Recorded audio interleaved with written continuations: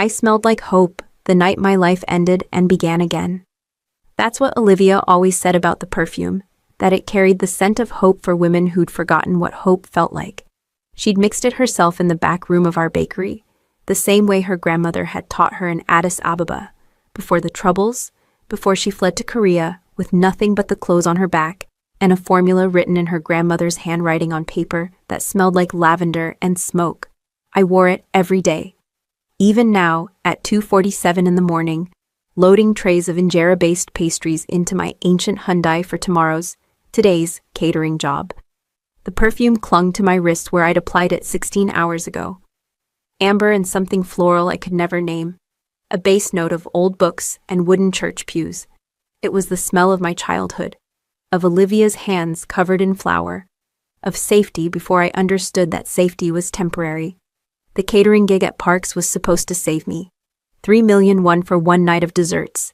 Enough to make this month's rent on the bakery. Enough to keep the lights on for another 30 days while I figured out how to make 30 days turn into 60, into 90, into somehow surviving the 50 million won in debt that sat on my chest like a boulder, crushing the air from my lungs every time I tried to sleep. I didn't sleep much anymore. Itaewon was quiet at this hour, the kind of quiet that felt like the neighborhood was holding its breath. I'd grown up here, in these narrow streets, where everyone knew everyone's grandmother, and nobody talked to cops, and the rules were understood without being spoken. You didn't ask where money came from. You didn't notice certain men entering certain restaurants through back doors. You didn't cross the Park family. I was about to walk straight into their restaurant carrying 200 fusion desserts and the perfume that would destroy everything I thought I knew about survival. But I didn't know that yet. If you're already hooked, hit that subscribe button, because what happens next will change everything. The service entrance to Parks was propped open when I arrived at 4:32 p.m., 14 minutes before I was supposed to be there. I've always been early to everything. Anxiety has a way of making you punctual. I maneuvered the first tray through the doorway and into a kitchen that smelled like garlic and money. Industrial stoves gleamed. Copper pots hung from racks like art installations. This wasn't just a restaurant. This was a statement. Dessert girl? A man in chef's whites looked up from his prep work. His accent was pure Seoul, the kind that came from generations of family power in Gangnam. Sarah Tesfu. I'm catering the desserts for the private event. Back rooms through there, he gestured with a knife toward double doors. They're still setting up. You got 40 minutes before service. I hauled 6 trays of desserts through those doors and into a private dining room that probably cost more to decorate than my entire year's revenue. Chandeliers that looked like they'd been stolen from a palace. Dark wood paneling. Floor-to-ceiling windows overlooking the street where Itaewon bled into Gangnam. And a table. A long, dark table where 7 men sat in suits that cost more than my car. I froze. Sorry, I didn't realize. I can come back. You're fine. One of the men waved me forward without looking up. They were deep in conversation, the kind where voices stayed low and every word seemed weighted. I set up the dessert display on the sideboard as quietly as possible, trying to be invisible, trying to remember that this was just a job, that these were just men having a meeting, that I was just the girl who made fusion pastries and stayed out of everyone's business. That's when he looked up. I didn't see his face at first, just the way his entire body went still, the way his hand, reaching for a glass of soju, froze in midair, the way every head at the table turned to look at him, then followed his gaze to me. He stood slowly, 6 feet of coiled tension in a charcoal suit that fit him like it had been born on his body. Dark hair pushed back from a face that was all sharp angles and harder edges. Eyes so dark they looked black in the dim light. And he was staring at me like I'd just risen from the dead. Everyone out, his voice was quiet, controlled. The kind of quiet that made the hair on the back of my neck stand up. Nobody moved. Now. The room emptied in 90 seconds. Men in expensive suits filing out with confused glances over their shoulders. The doors closed with a soft click that sounded like a gunshot in the sudden silence. Then he locked the door. My heart was trying to break through my ribcage. Every instinct screamed at me to run, but my legs had forgotten how legs worked. I was alone in a locked room with a man who'd just cleared it with 2 words. A man whose name I knew from neighborhood whispers, Park Min-jun. The youngest head of a crime family in Seoul's history. The man who'd taken over when his father died under circumstances nobody talked about. He crossed the room toward me, not fast, deliberate. Each step measured. Then he stopped 3 feet away and closed his eyes. He inhaled, and when he opened his eyes again, there were tears in them. "Where did you get that perfume?" His voice cracked on the last word. This man who'd just commanded a room of dangerous men looked like he was barely holding himself together. My grandmother made it. Why? What was your grandmother's name?" He took another step closer. I could smell his cologne now. Cedar and something darker. Ayana Tesfu. She owned the bakery on Ayana. He breathed the name like a prayer, like a wound. She worked at Mescal Perfume House in Addis Ababa. My throat went dry. "How did you know that?" He turned away from me, one hand coming up to cover his mouth. His shoulders were shaking. When he spoke again, his voice was barely audible. "Because my mother wore that perfume. Every day. It was the only thing that made her smile after she married my father."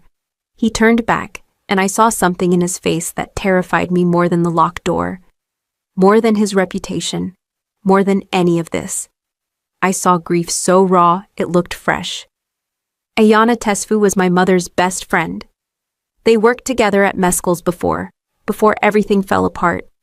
Before my mother married into my father's family and Ayana fled to Korea. The room tilted. "Your mother knew my grandmother. Seoul. That's what the perfume was called. The promise." His eyes locked on mine. My mother wore it on good days. Days when my father was away. Days when she'd let herself remember what her life was supposed to be before she became Park Ji-won. His jaw tightened. She stopped wearing it 3 months before she died. I was 16. I haven't smelled it in 15 years. I don't understand why. Your grandmother recreated it. The formula was supposed to be lost when Mescal House closed in 1998. My mother cried when the bottle ran out. She said it was like losing the last piece of who she was before. He stopped. Started again. Your grandmother kept her promise. She recreated it. She kept hope alive when my mother couldn't. Tears were sliding down my face, and I didn't remember starting to cry. My grandmother said she made it for women who needed to remember that better things were possible. She made it for your mother. Park Ji-won died when I was 16. My father killed her. He said it flatly, matter of fact. Not with his hands, with his fists over 20 years until her body just gave up. I killed him 6 months later and took over the family. I was 17. The air left my lungs. I'm telling you this because you need to understand what that perfume means. It's the only soft memory I have from a childhood where my father taught me that violence was the only language that mattered. When I smell it, I'm 8 years old again, hiding in my mother's closet while she reads me stories before my father comes home. I'm 10, watching her spray it on her wrists and seeing her smile for 5 seconds before she remembers she's not allowed to smile. His voice broke. I'm 16, standing at her grave, swearing I'll never let anyone hurt someone I love ever again. He took one more step, close enough to touch now. So when I ask where you got that perfume, I'm really asking. How is it possible that after 15 years of believing hope died with my mother, it just walked into my restaurant wearing the face of someone I don't know, but can't stop looking at? Drop a comment right now. Did you see that coming? Because it's about to get even more complicated. I should have run.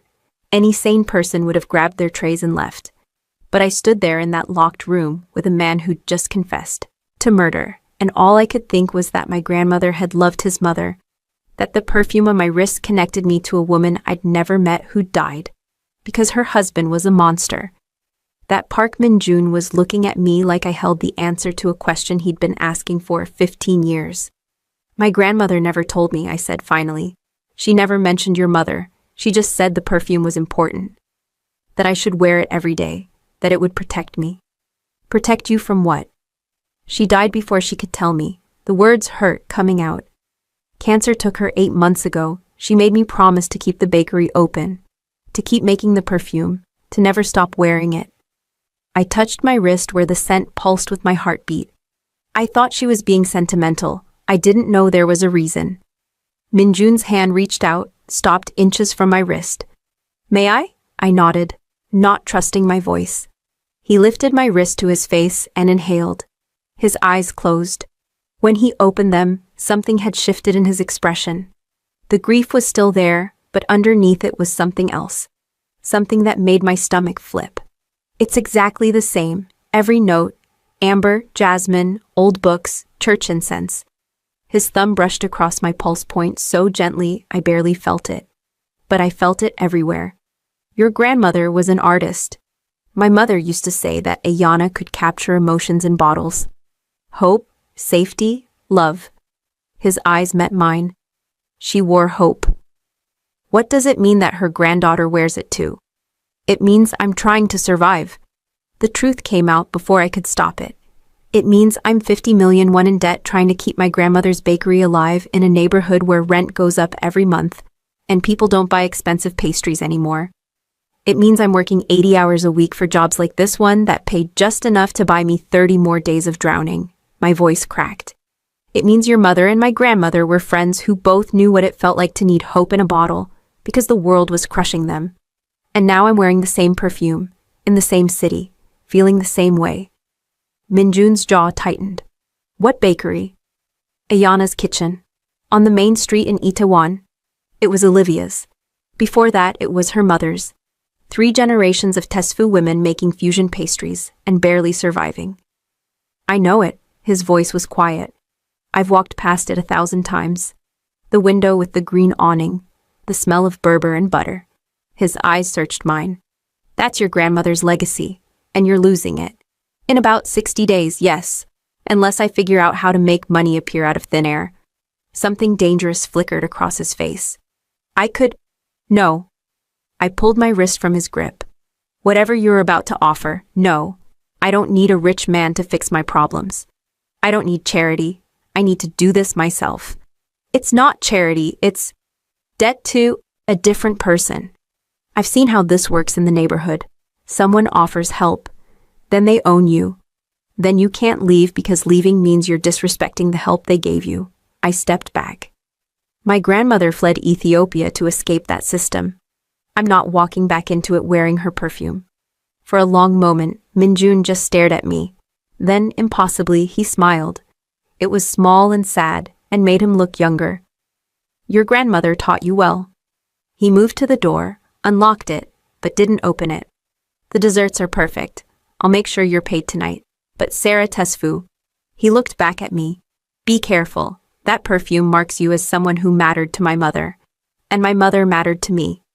Which means whether you want it or not, you've just become someone I won't let disappear. He opened the door and left me standing there with questions piling up like debts I couldn't pay. I should have understood then what he was really saying.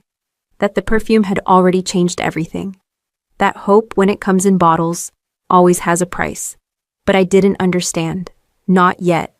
I packed up my trays and left Parks at 7:43 p.m. with an envelope containing 3 million in cash and a business card that had nothing on it but a phone number written in pen. I didn't call it. I was determined to forget the whole thing. Forget Park Minjun and his dead mother and the way he'd looked at me like I was a ghost made flesh. That determination lasted 46 hours. On Monday morning at 6:15 a.m., I arrived at Ayana's kitchen to find the front window smashed. Glass glittered on the sidewalk like diamonds. The green awning hung in shreds. My legs went numb. I pushed through the broken door and saw the destruction. Ovens torn apart. Refrigeration units destroyed. 3 generations of family recipes scattered across the floor. Pages torn from my grandmother's notebooks. Her handwriting, that careful, precise Amharic script, trampled by boots I hadn't heard coming. On the counter, someone had spray-painted 2 words in Korean. Last warning. I stood in the ruins of my grandmother's legacy and understood finally what she'd been trying to tell me. The perfume doesn't just carry hope, it carries targets. It marks you as someone who refuses to disappear. Someone who keeps surviving in a neighborhood where survival is negotiated by men who communicate in warnings and broken glass. My hands were shaking when I pulled out the business card and dialed the number. He answered on the first ring. I was wondering how long it would take. Someone destroyed my bakery. My voice didn't sound like mine. They left a message. This wasn't random. No, it wasn't, he sighed. Where are you right now? Standing in the middle of everything my grandmother built. Everything I've been trying to save. Stay there, I'm coming to you. Minjun. They did this because of me, Sarah. The Choi family has been pushing into Itaewon for 6 months. They're targeting businesses on your block because they know I own the building next door. They're trying to force me into a war. His voice went cold. They just gave me a reason to fight it. The line went dead. I stood in the wreckage and smelled my grandmother's perfume, mixing with spray paint and something that might have been gasoline. Somewhere in the ruins, I could hear water dripping from broken pipes. The sound was rhythmic, patient, like a countdown. What happens next will make you question everything. Keep watching. Park Min-jun arrived in a black Genesis SUV 17 minutes later with 4 men who looked like they'd been built specifically to hurt people. He walked through my broken door in a suit that probably cost more than my destroyed equipment, took one look at the spray paint, and said something in Korean that made his men scatter like trained dogs. Then he turned to me. Pack a bag. You're coming with me. I'm not going anywhere. I have to clean this up. I have to call insurance. I have to. You have to stay alive. He crossed the space between us in 3 strides. The Choi family doesn't give warnings, Sarah. They give ultimatums. This wasn't a threat. This was them telling you that you're in the way. And in this neighborhood, people who get in the way disappear. Then I'll go to the police. The police are paid to look the other way. Half the department takes money from the Chois. The other half takes money from me. His jaw tightened. This isn't your world. You don't understand the rules. Then explain them to me. Because I'm not leaving my grandmother's bakery to hide in your house while someone destroys everything she built. Your grandmother left Ethiopia because she understood exactly what I'm trying to make you understand. His voice dropped. She understood that survival sometimes means retreat. That staying to fight when you're outnumbered and outgunned isn't brave. It's suicide. She also taught me that running away means they win. She taught you wrong. He said it flatly. She ran because she wanted you to exist. She ran so her daughter could have you. She ran so you could stand here wearing that perfume and fighting with me about survival. His eyes burned into mine. Don't disrespect her sacrifice by getting killed out of stubbornness. The words hit like a slap. You don't get to tell me about my grandmother. No, but my mother does. He pulled his phone from his pocket, scrolled, then held it out to me. My mother's diary. I found it after she died. There's a section about Ayana, about the day Ayana told her she was leaving Ethiopia, about the promise they made each other. I took the phone with trembling hands. The screen showed a photo of a page, handwritten in Korean. I could read it well enough. Olivia had made sure of that. Ayana leaves tomorrow. She's pregnant and terrified. Her husband will kill her if he finds her.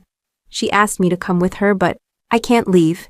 Taewon would never let me take the children, so we made a promise. She will survive for both of us. She will build a life where women don't have to choose between safety and existence. And someday, if our daughters or granddaughters ever meet, they'll know that we loved them enough to make impossible choices. My vision blurred. She was pregnant when she left? Your grandmother carried your mother across continents to save her from a man who would have destroyed them both. Minjun's voice was gentle now. And your mother had you, and now you're standing here arguing with me about staying in a building the Choi will burn down with you inside, if it means hurting me. He took the phone back. Ayana kept her promise. She survived. She built something beautiful. Now honor that by letting me protect what she created. I looked around at the destruction, at the broken ovens and shattered glass, at the red spray paint that was already starting to drip, looking more like blood with every passing second. If I leave, they win. The bakery dies. If you stay, you die. The bakery dies anyway. He moved closer, close enough that I could smell cedar and see the gold flecks in his dark eyes. Let me protect you. Let me protect this place. And when it's safe, you come back and rebuild. But Sarah? His hand came up, hovering near my face without touching. You have to trust me, the way your grandmother trusted my mother. The way our families trusted each other before everything fell apart. I don't know you. No, but you know what I'm capable of. You know I killed my father. You know I run operations that exist outside the law. You know I'm dangerous. His voice dropped to a whisper. What you don't know yet is that I'm more dangerous to the people who threaten what I care about than I am to the people I'm protecting. And right now, whether you like it or not, I care about keeping Ayana Tesfu's granddaughter alive. 3 men in suits walked past the broken window. They didn't look at us, didn't slow down, but I saw the way Minjun's men tracked them, saw the way hands moved toward guns I hoped weren't there. How long? My voice came out small. How long until it's safe? I don't know, but I promise you'll have a bakery to come back to. His eyes held mine. I promise on my mother's grave that I will protect what your grandmother built, even if you hate me for how I do it. I thought about my grandmother fleeing Ethiopia with nothing but a perfume formula and a promise. About her friend Jiwon who couldn't run, who stayed and died slow under her husband's fists. About the choices women make when all the choices are bad. One condition, I said, name it. You don't pay my debts. You don't buy me. Whatever this is, protection, business, whatever, I'm not a charity case. I'm not someone you get to save so you feel better about the things you do in the dark. Something flickered in his expression. Respect, maybe. Or recognition. Deal. You're not a charity case. You're someone I'm choosing to protect because the alternative is unacceptable. What's the alternative? His eyes went cold. Finding your body in the Han River and spending the rest of my life knowing I let another woman die because I wasn't strong enough to make her listen. The weight of that statement sat between us like a third person. Okay, I whispered. I'll come with you. He nodded once. Then he pulled out his phone and made a call in Korean too fast for me to follow. When he hung up, he looked at me with something almost like sadness. My men will secure the building. They'll document everything for insurance. They'll make sure no one else touches this place. He gestured toward the door. But we need to leave now. The Choi have someone watching this block. The longer you stand here, the bigger the target on your back.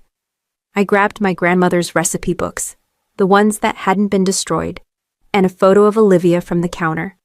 Everything else would have to wait. At the door, I turned back one last time. The morning light coming through the broken window made the spray paint look like it was glowing. Last warning.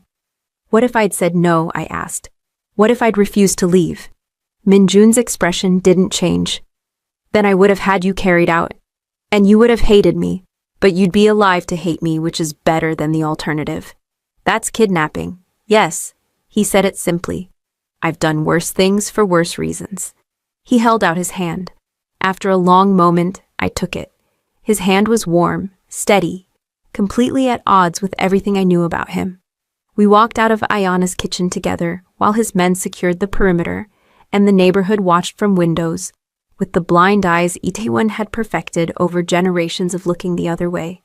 I didn't know it yet, but I was leaving behind more than a bakery. I was leaving behind the last illusion that my life was my own, that I could survive in Park Minjun's world without becoming part of it. The perfume on my wrist smelled like hope, but hope, I was learning, sometimes smells like smoke. Minjun's penthouse occupied the top 2 floors of a building in Gangnam that I'd walked past 1,000 times without realizing what it was. From the outside, it looked like any other luxury high-rise. Glass facade, minimalist design, completely unremarkable except for the price tag. Inside was a different story, floor-to-ceiling windows overlooking the Han River, furniture that looked like it belonged in an art gallery, a kitchen with marble counters that probably cost more than my entire bakery. Everything was dark wood and clean lines and the kind of expensive minimalism that came from having enough money to buy anything and choosing to buy almost nothing. Second floor is yours. Minjun set my bag. 1 bag. That's all I'd been allowed to pack. On a leather couch that probably cost more than my car. Bedroom, bathroom, sitting room. You have privacy. I won't come up there without permission. Where's your room? 3rd floor, completely separate. He moved to a bar cart and poured 2 glasses of soju without asking if I wanted one. House rules. You don't leave without telling me. You don't answer the door. You don't go near the windows at night. My men are downstairs watching the building. They're not here to keep you in. They're here to keep the choice out. He handed me a glass. I took it because I didn't know what else to do with my hands. How long has your family lived in Korea? I asked. 4 generations. My great-grandfather came over from Busan in the 20s. He worked the docks, saved money, bought a restaurant. That restaurant became 3 restaurants. Those restaurants became a network of businesses. Some legal, some less legal. He sipped his soju. My father inherited the network. Then I inherited it from him after I killed him. He said it the same way someone might say, after I graduated college. Matter of fact. No emotion. Why are you telling me this?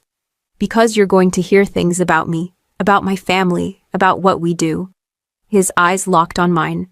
I'd rather you hear the truth from me than rumors from people who don't know the difference between business and bloodshed.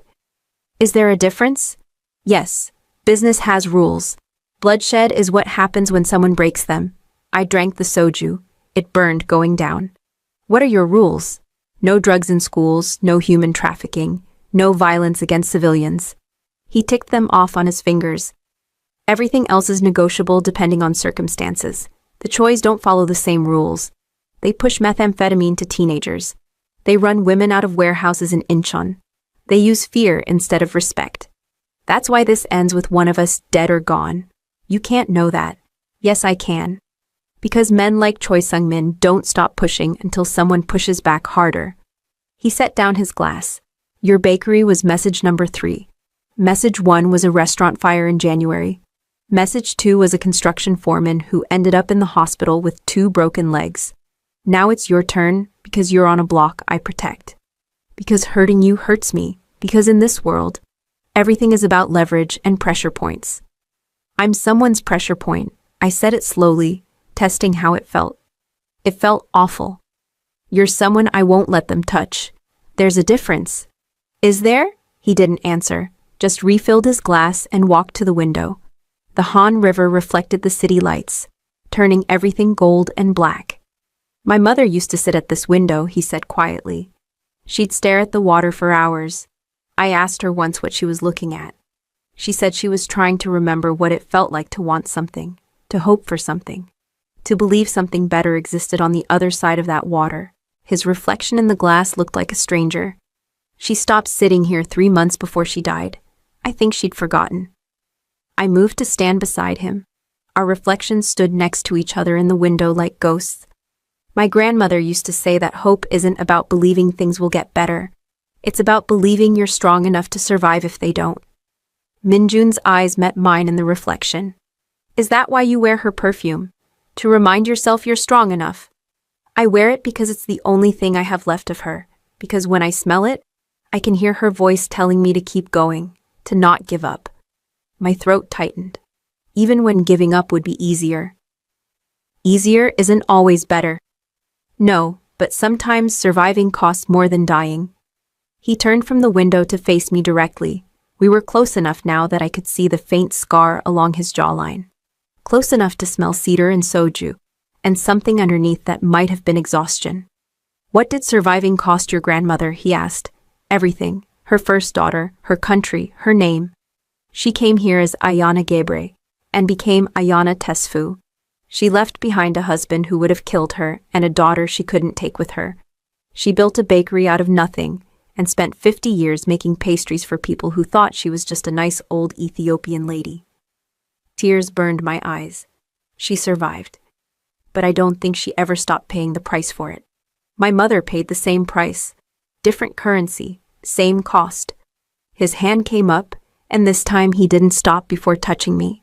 His fingers brushed the tears sliding down my cheek. The touch was so gentle it made something crack in my chest.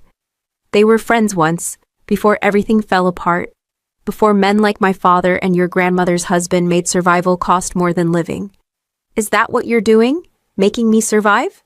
I'm trying to make sure you have a choice. My mother didn't have choices. Your grandmother ran out of choices. But you... His thumb traced my cheekbone. You get to choose. Stay and be safe while I handle the choice. Or walk out that door and take your chances. You said you'd have me carried out if I tried to leave. I lied. His voice dropped to a whisper. I wouldn't cage you the way my father caged my mother. I wouldn't take away the one thing that makes you different from everyone else in my world. What's that? Your ability to look at me and see a man instead of a monster.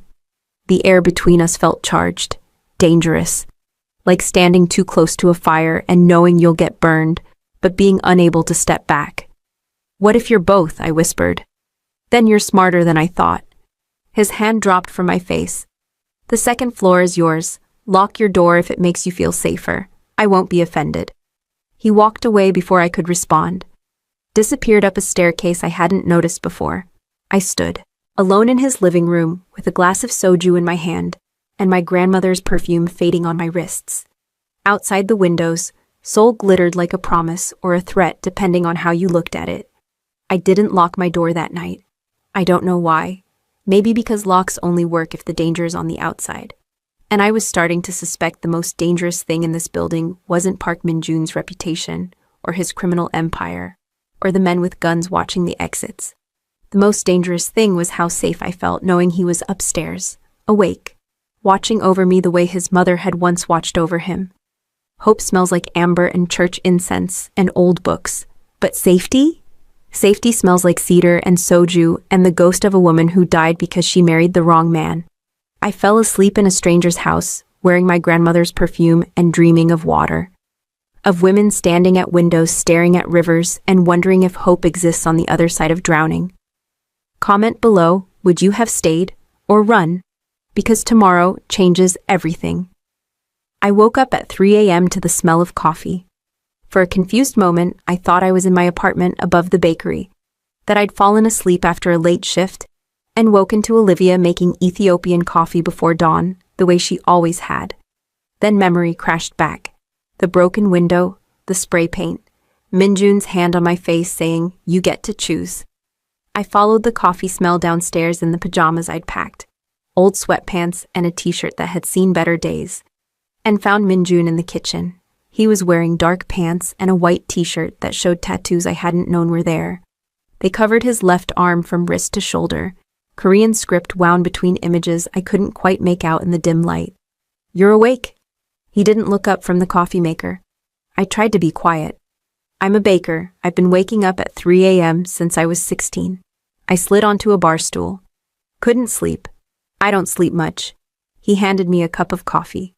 Habit from when my father was alive. Sleeping meant not hearing him come home. Not hearing meant not being ready. He's been dead for over a decade. Some habits don't die. He made himself a cup and leaned against the counter across from me. "You dream." I dreamed about my grandmother. She was standing at a window looking at water. When I asked what she was doing, she said she was trying to remember how to swim. Min-jun's expression shifted. My mother used to have the same dream. She told me about it a week before she died. Said she dreamed about water every night, about drowning, about forgetting how to swim. His hands tightened on his cup. I didn't understand what she was trying to tell me, that she was already drowning, that she'd forgotten how to fight. Or maybe she was tired of fighting. Maybe, but tired or not, she didn't deserve to die slow. We drank our coffee in the kind of silence that felt comfortable despite everything. The city beyond the windows was just starting to wake up. Delivery trucks, street sweepers, the day shift replacing the night shift in the endless machinery of survival. "Tell me about the tattoos," I said. He looked down at his arm as if seeing it for the first time. "This one?" He pointed to script that wound around his bicep. "It's from Yoon Dong-ju, Jugnyeon Nalgaji Hanalul Uryoryo. Until the day I die, I will look up to the heavens." You read poetry. My mother did. Before she forgot how to read anything except my father's moods. He turned his arm, showing me more. "This is a compass, for finding your way home. This is a tiger, for courage. And this..." He touched his shoulder where the ink disappeared under his shirt. "This is a portrait, my mother. The day before she married my father, when she still smiled. Can I see it?" He hesitated, then pulled up his sleeve enough for me to see. The tattoo was beautiful, intricate. A young woman's face rendered in perfect detail. She had Min-jun's eyes, his cheekbones, but her expression was open, happy, completely at odds with everything I knew about Park Ji-won. "She's beautiful," I whispered. She was, before. He pulled his sleeve back down. My father took that from her, one piece at a time. By the end, she didn't even look like herself anymore. The woman in this tattoo had been gone for years. Is that why you killed him? No, I killed him because he put her in the hospital one time too many. Because she looked at me from that hospital bed and said, "Promise me you'll make sure no one else has to live like this." Because I finally understood that some men don't deserve mercy. His voice went flat. I put 2 bullets in his head while he slept and took over the family before anyone could question whether a 17-year-old could do what needed to be done. Did you regret it? Not for a second. My only regret is that I waited too long, that I let her suffer years longer than she should have. I set down my cup. You think I'm going to judge you for that? Most people do. I'm not most people. My grandmother fled Ethiopia because her husband was beating her while she was pregnant with my mother. She told me once that she thought about killing him. Thought about it every day for 2 years. The only reason she didn't was because she was afraid she'd end up in prison and he'd get her daughter. I met his eyes. So no, I don't judge you for killing a man who was torturing your mother. I think you did what needed to be done, what she couldn't do for herself. Something shifted in Minjun's expression. The careful control cracked just enough for me to see underneath, to see the exhaustion and the old pain and something else, something that looked like hope. Your grandmother and my mother should have met again, he said quietly. They should have had coffee and laughed about surviving, about building lives out of rubble, about daughters and granddaughters who inherited their strength. Maybe they're having that coffee now. I don't believe in that. Heaven, afterlife, any of it. What do you believe in? That we survive or we don't? That some people deserve to live and others deserve to die? That loyalty matters more than law? That protecting what you love is the only thing that counts? He paused. And that my mother's perfume walking into my restaurant wearing your face means something I don't understand yet but can't ignore. The words hung between us, heavy, weighted with things we weren't saying. I should go back to bed, I said, but I didn't move. You should, but he didn't look away. The silence stretched. Outside, the city was waking up. Inside, something else was waking up. Something dangerous and inevitable and completely at odds with every smart decision I should have been making. Sarah. My name and his voice sounded different, like a question, like a warning. You need to know something. What? I'm not a good man. I've killed people. I'll kill more if I have to. The money that pays for this penthouse comes from operations that would make you sick if you knew the details. I've made choices that keep me up at night. I've done things I can't take back. His eyes burned into mine. But when I smell that perfume on you, I want to be the man my mother thought I could be before my father destroyed her. I want to be someone worthy of the way you're looking at me right now. How am I looking at you? Like I'm a man instead of a monster. Maybe you're both.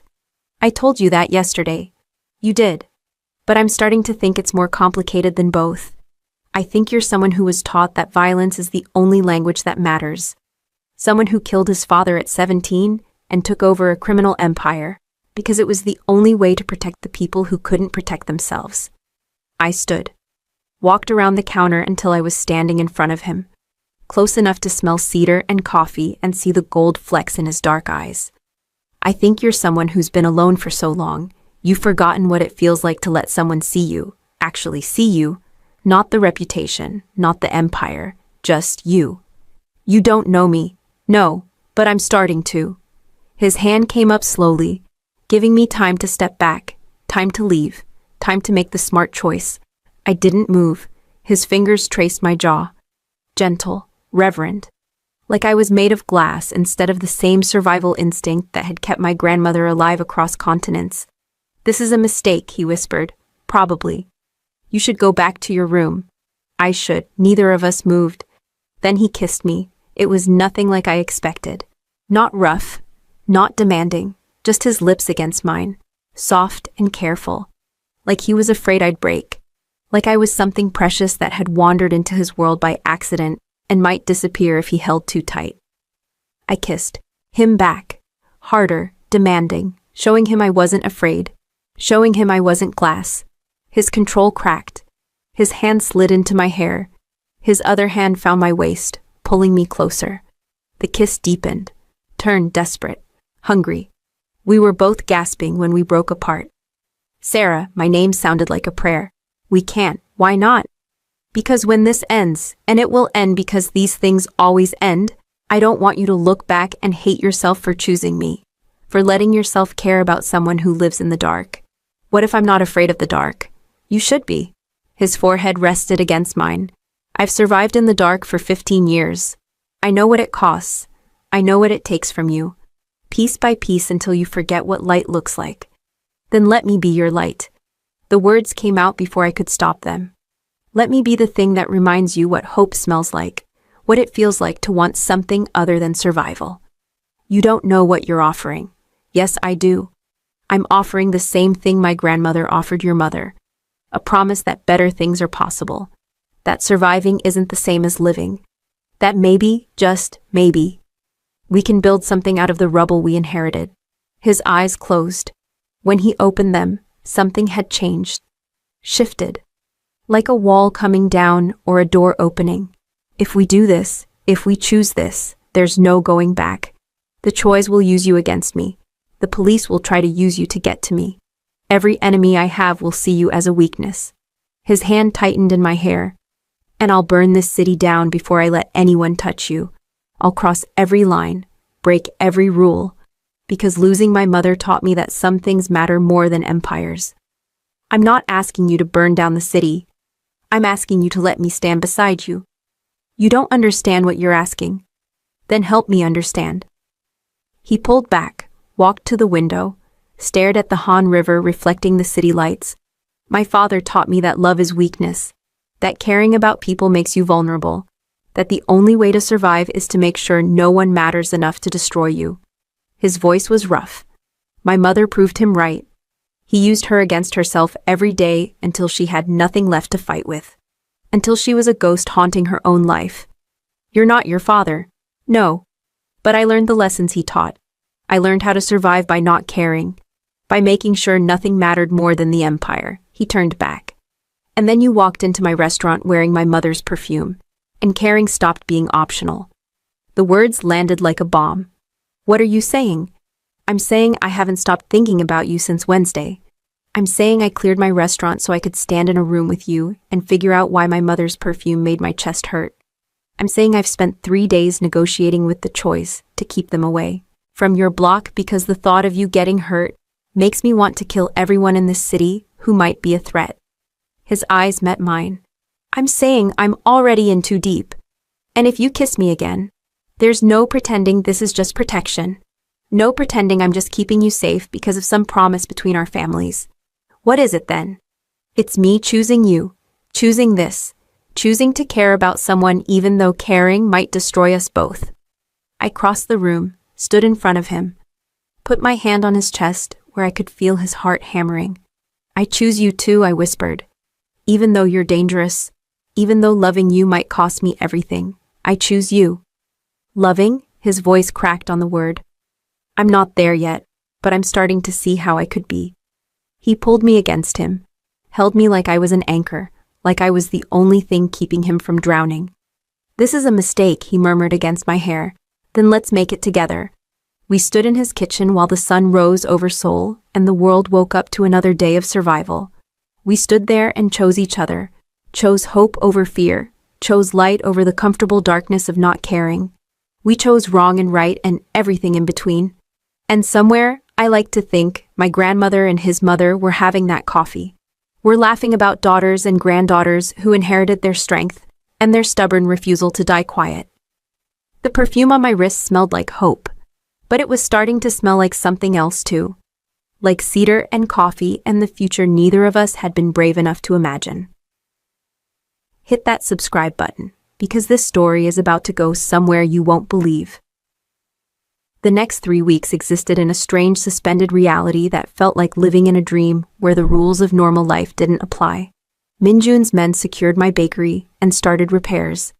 Insurance came through faster than insurance should, which told me Minjun had made calls I didn't want to know about.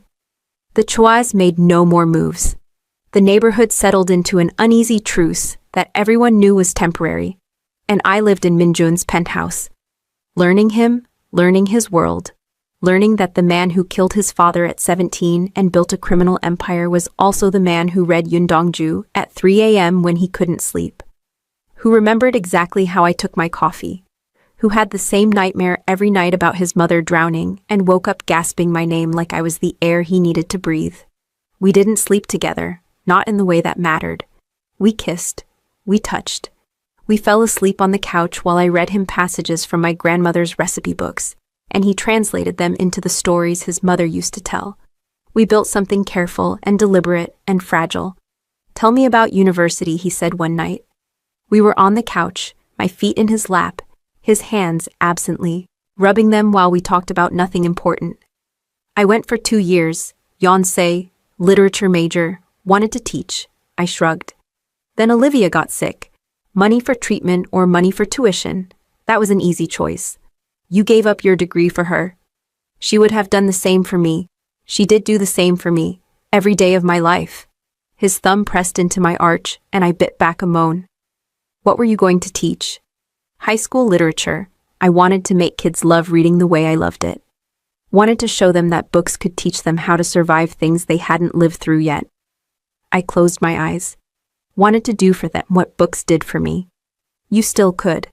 I'm 50 million in debt with a bakery that barely breaks even. Teaching requires a degree I can't afford to finish. I could. No. I opened my eyes. We talked about this. I'm not trying to buy you. I'm trying to give you back what you gave up. It's the same thing. It's not. One is me trying to own you. The other is me trying to free you. Min Jun. I pulled my feet from his lap and sat up. I appreciate what you're trying to do. But my grandmother didn't spend 50 years building a bakery so her granddaughter could be saved by a rich man. She built it so I could save myself. What if saving yourself means accepting help? Help is different from rescue. How? Help lets me keep my dignity. Rescue assumes I've lost it. He stared at me for a long moment, then nodded slowly. Okay, no rescue. Just help. Your bakery is almost ready. Another week and you can reopen. I've put the word out that your block is under my protection. The Choys won't touch it. What did that cost you? Nothing you need to worry about. Minjun? Sarah, he leaned forward. Some things I can tell you. Some things I can't. This is one of the things I can't tell you because telling you makes you complicit. Makes you guilty by knowledge. And I won't do that to you. I'm already complicit. I'm living in your house, kissing you, letting you protect me. You're not complicit until you know the details, until you can testify about what I did and how I did it. His voice was firm. Trust me, you don't want to know this. I thought about arguing, then realized he was right. Some doors, once opened, don't close. Fine, but when my bakery reopens, I'm going back to my apartment. Something flickered in his expression. You want to leave? I want my life back. I want to wake up in my own bed and walk to my own business and stop feeling like I'm in witness protection. You're not ready. The Choi are quiet because you made them quiet. You just said they won't touch my block. So why am I still here? He didn't answer, just stood and walked to the window. That same window where his mother used to sit and stare at water and forget how to want things. You're here because I'm not ready, he said finally, because going to sleep. Knowing you're upstairs is the only thing that lets me sleep at all. Because 3 weeks of having you in my house has made it feel like a home instead of a fortress. He turned. Because I'm selfish. Because I know you should go back to your life, but I'm not ready to let you. The honesty cracked me open. Minjun, I know it's not fair. I know I promised you could choose. But Sarah? His voice broke. What if you leave and something happens? What if the Choys don't stay quiet? What if I'm not there when you need me? Then you're not there, and I survive anyway. Because that's what women in my family do. We survive. My mother survived. Until she didn't. I'm not your mother. No. But you mattered to me the way she mattered to me. And losing her destroyed me. Losing you would finish the job. I stood, walked to him, took his face in my hands, and made him look at me. You're not going to lose me, but you're going to let me go back to my life, because keeping me here isn't protection, it's possession, and I won't be possessed. Not by you. Not by anyone. His jaw tightened. What if I can't let you go? Then you're no better than your father. The words were cruel, calculated, designed to hurt, and they worked. He flinched like I'd slapped him. That's not fair. No, but it's true. Your father kept your mother because he thought he owned her. You're trying to keep me because you're afraid of losing me. Different motivation, same result. I would never hurt you. You're hurting me now, by treating me like something that needs to be locked away for safekeeping. He pulled away from my hands, walked to the other side of the room, put distance between us that felt like miles. Fine, go back to your apartment, open your bakery, pretend the last 3 weeks didn't happen.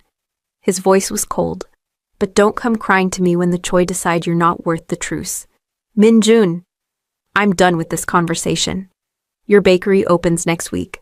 I'll have my men take you home when you're ready. He left. Walked upstairs. I heard a door close. I stood alone in his living room and realized I'd just pushed away the first person who'd made me feel safe since my grandmother died. But safety at the cost of freedom wasn't safety. It was just a different kind of cage. I packed my bag that night. Left before sunrise while he was sleeping.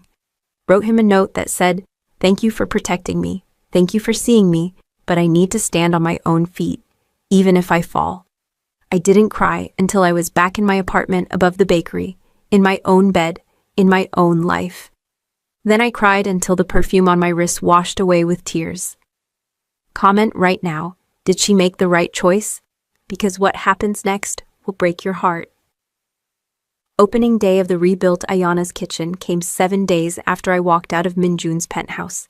7 days of silence. 7 days of waking up alone and pretending I didn't miss the yihua smell of coffee at 3 a.m. 7 days of telling myself I made the right choice. The bakery looked better than before. New ovens, new refrigeration. The front window had been replaced with glass so clear it looked like nothing was there at all. The green awning had been restored to its original brightness. Even the inside had been repainted. Warm cream walls that made the space feel bigger. I didn't ask Minjun how much it cost. I didn't want to know. I opened at 6 a.m. on a Tuesday with fresh injera pastries and spiced honey cakes, and the determination to prove I could survive without him. The neighborhood showed up. Mrs. Kim from down the block bought 2 dozen cookies. The Lee brothers ordered a custom cake for their mother's birthday. By noon, I'd made more money than I had in any single day in the past 6 months. Place looks good. A man's voice made me look up from the register. He was maybe 35, dark hair slicked back, expensive suit, the kind of smile that didn't reach his eyes. "Thank you, can I get you something?" Just looking around, admiring the upgrades. He picked up a honey cake. Must have been expensive, all this new equipment. Insurance covered it. Did it? That's lucky. Insurance companies usually fight tooth and nail before paying out. He bit into the cake, chewed thoughtfully. Someone must have made sure they didn't fight. My stomach went cold. "Who are you?" "Name's Choi Sungmin. I own some businesses in this neighborhood. Restaurants, construction, import-export." He set down the half-eaten cake.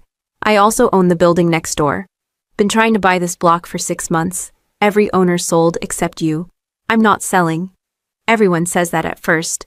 Then they see the offer and realize that holding on to something out of stubbornness is just pride, and pride doesn't pay the bills. Neither does selling to someone who burned down my bakery. His smile widened. "I have no idea what you're talking about. The insurance report said it was faulty wiring. We both know that's not true. What I know is that Park Min-jun paid for all these pretty upgrades. What I know is that you've been living in his penthouse for 3 weeks. What I know is that you matter to him." He leaned against the counter. "And that makes you interesting to me. Get out of my bakery. In a minute. First, I want to make something clear. The truce between my family and the Parks, that's business, nothing personal. But the truce doesn't mean I've given up on acquiring this block. It just means I'm going to be more patient." He pulled out a business card. "When you're ready to sell, and you will be ready, trust me, call this number. I'll make sure you get a fair price. I'm not selling. Not to you. Not to anyone. Your grandmother fled Ethiopia because she understood that survival means knowing when to retreat. That's all I'm asking you to do. Retreat. Take the money, build a new bakery somewhere else. Somewhere, safer." He headed for the door. Think about it. You've got until the end of the month. Or what? He looked back, that smile still in place. Or I stop being patient. And when I stop being patient, insurance doesn't cover the damage. He left. The bell over the door chimed cheerfully, like nothing had just happened. I stood behind my counter in my grandmother's bakery, surrounded by new ovens and fresh paint, and the smell of beurre and butter. And I understood finally what Minjun had been trying to tell me. Going home wasn't freedom. It was just a different kind of danger. I closed early, went upstairs to my apartment, stared at my phone for 20 minutes before I finally called the number I'd sworn I wouldn't call. He answered on the first ring. Sarah, just my name, but the way he said it made my eyes burn. Choi Sung-min came to the bakery. Silence. Then, when? This afternoon. He said I have until the end of the month to sell. He said the truce doesn't mean he's given up on the block. I'll handle it. Minjun, I'll handle it. His voice was cold. Final. Lock your door. Don't leave the apartment. I'm sending men to watch the building. I don't want your men. I want to handle this myself. You can't handle Choi Sung-min yourself. He's not someone you negotiate with. He's someone you eliminate or you submit to. Those are the options. There has to be another way. There isn't. Welcome to my world, Sarah. This is what I was trying to protect you from. This is why I wanted you to stay at my house, where I could keep you safe. His voice gentled. You wanted your freedom. You have it, but freedom in my world comes with a price. And Choi Sung-min just handed you the bill. What do? You survive. You let me handle the choice. And you stop pretending you're not already part of this, whether you like it or not. The line went dead. I sat on my couch in my apartment above my grandmother's bakery and understood that going home hadn't saved me. It had just delayed the inevitable. I was part of Minjun's world now, had been from the moment I walked into his restaurant wearing my grandmother's perfume.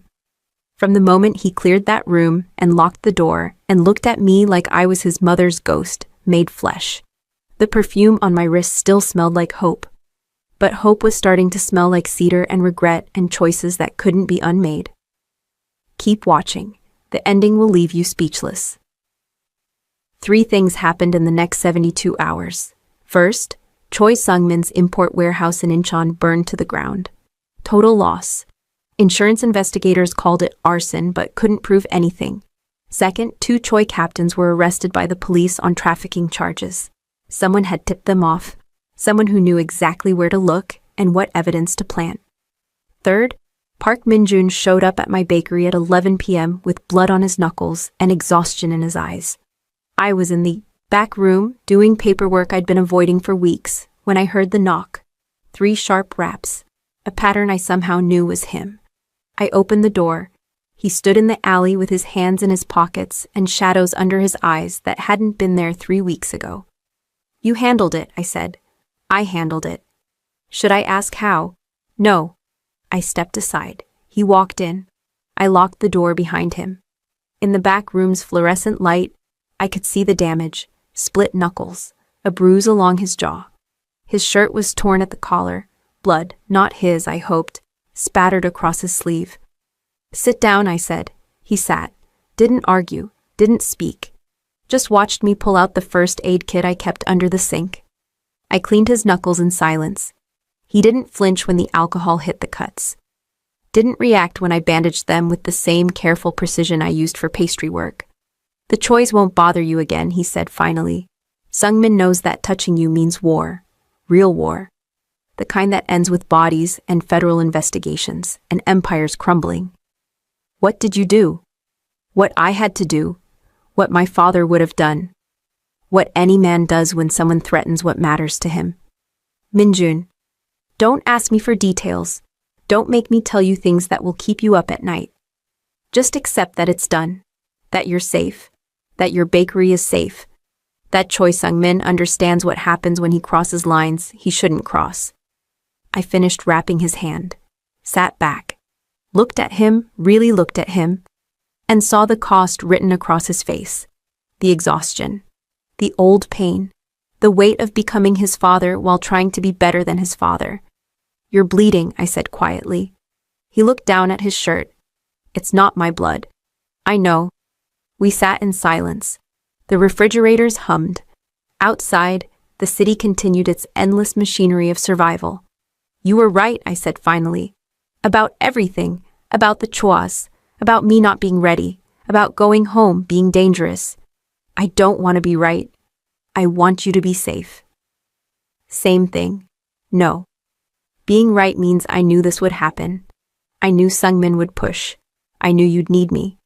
And I let you walk away anyway because you asked me to. Because respecting your choice mattered more than keeping you safe. His voice broke. And it almost got you killed.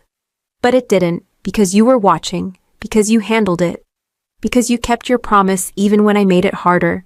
He looked at me then, really looked at me, and I saw something in his eyes that made my heart stutter. I love you, he said. Simple, direct, no poetry. I'm in love with you. Have been since you stood in my restaurant arguing with me about charity and survival. Since I smelled my mother's perfume and realized that hope still existed in this world. Since you looked at me and saw a man instead of a monster. He stood. But I can't do this anymore. I can't watch you walk away and hope you come back safe. I can't negotiate truces with men like Sungmin while pretending my hands aren't covered in blood. I can't be the man you need me to be. Who says I need you to be anything? You deserve better than this, better than me, better than a life where going home means danger and safety means living in a fortress. What if I don't want better? What if I want you? He stared at me. You don't know what you're saying. Yes, I do. I'm saying I love you too. I'm saying the last week without you was the loneliest week of my life. I'm saying I was wrong. I was so wrong. I thought going home meant freedom, but all it meant was being alone. Tears slid down my face. I'm saying I choose you. I choose this. I choose us, even though it's messy and dangerous and completely insane. Sarah, I'm saying my grandmother didn't give me this perfume so I could survive alone. She gave it to me so I'd find someone worth surviving for, someone worth risking everything for. I stood, crossed the room, took his face in my hands, careful of the bruise. I'm saying you're that person. Even with blood on your hands, even with violence in your past, even with everything you've done and everything you'll do. You're the person I choose. He kissed me then, hard, desperate, like I was oxygen and he'd been drowning for a week. His hands gripped my waist, pulling me against him. We stumbled backward against the prep table. I tasted blood and coffee and something that might have been salvation. When we broke apart, we were both breathing hard. Come home with me, he whispered against my lips. Not as someone I'm protecting, not as someone I'm caging. Come home as my partner, as the person I want to wake up next to. As the woman I love. Yes. I kissed him again, softer. Yes to all of it. We left through the back door. His car was waiting in the alley with one of his men at the wheel. We climbed into the back seat and I didn't ask where we were going. Didn't care. Just held his bandaged hand and watched Seoul slide past the windows. What happens now, I asked. Now we figure out what it looks like. You and me, your bakery and my empire. Hope and survival. All of it together instead of trying to separate them. My grandmother would have liked that. My mother would have too. He pulled me closer. They were friends once, before everything fell apart. Maybe we can build something they would have been proud of. Maybe we already have. We drove through Ethiopian while the neighborhood slept. Past the restaurant where this started. Past my bakery with its new windows and green awning. Past all the places where our families had survived and struggled and built lives out of rubble. In Minjun's penthouse, we showered the blood and exhaustion away. Then we lay in his bed, our bed now, with the windows open and the Han River breeze carrying the smell of salt water and possibility. I'm afraid, I whispered in the dark. Of what? That this is too good. That something will take it away. Then we'll survive that too. The way your grandmother survived. The way my mother tried to survive. He pulled me closer. The way we've been surviving our whole lives. Except now we're not doing it alone. I fell asleep in his arms while the city hummed below us, and the perfume on my wrists mixed with cedar and coffee and the particular scent of choosing love over fear. 6 months later, I expanded the bakery, hired 3 employees, started teaching baking classes to kids from the neighborhood on Saturday mornings, finished my degree online, applied to teach at the local high school. Min-jun transitioned more of his operations legitimate. Not all, some things couldn't be untangled from the empire his grandfather built, but enough that I could sleep at night. Enough that we weren't just surviving, we were building. On a Tuesday morning in April, we stood in front of our mother's graves, side by side. Park Ji-won and Ayana Tesfu, buried in the same cemetery 3 miles apart. They would have liked each other, I said. They did like each other. Before everything fell apart. Yeah, he took my hand. But maybe we can build something that doesn't fall apart. Something that survives because we're choosing it every day. Is that a proposal? Maybe. Would you say yes? I looked at him, at this man who'd killed his father and built an empire and loved me enough to change. At this man who smelled like cedar and coffee and the particular scent of someone who'd survived the dark and found his way back to light. Ask me properly and find out. He got down on one knee right there in the cemetery, while our mothers watched from whatever place women who died too young ended up. He pulled out a ring, simple, elegant, with a small Ethiopian opal that caught the light like hope itself. Sarah Tesfu, will you marry me? Will you keep wearing your grandmother's perfume and teaching me what hope smells like? Will you let me protect you and challenge me and make me better than I was yesterday? Will you choose me every day the way I'm choosing you? Yes, I said. To all of it. Yes. He slid the ring on my finger. We kissed in the cemetery while the morning sun turned everything gold. The perfume on my wrist smelled like hope. But more than that, it smelled like home. Not the home I'd lost. Not the home I'd run from. The home we were building together. Brick by brick. Choice by choice. Day by day. My grandmother had been right. The perfume was made for women who needed to remember that better things were possible. And standing there with Min-jun's arms around me and our mother's graves behind us, and the rest of our lives stretching ahead of us, I finally believed it. Better things weren't just possible. They were real. They were us. If you made it this far, you're the real MVP. Hit that like button, subscribe for more stories that'll wreck you in the best way, and comment your favorite moment. Love you all. Thanks for being here until the very end.